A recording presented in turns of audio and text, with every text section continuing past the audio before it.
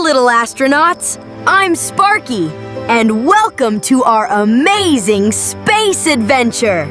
Today, we're going to explore the incredible planets in our solar system.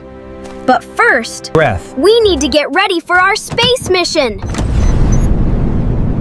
Everyone say with me! 2, 1, blast off! Woo! Here we go, up, up, and away into space! Today we're visiting the second planet from the Sun. Can you guess its name? That's right, Venus, the second planet from the Sun.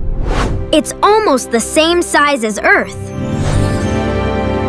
Venus spins very slowly. One day on Venus lasts longer than one whole year there. Wow! Venus is covered with thick clouds. They hide the rocky surface underneath.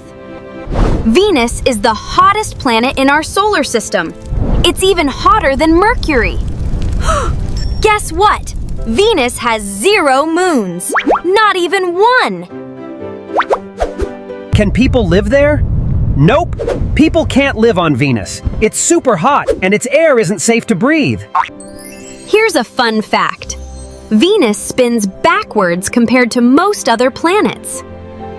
Today we learned Venus is the second planet, almost Earth's size, covered with clouds. Venus is amazing!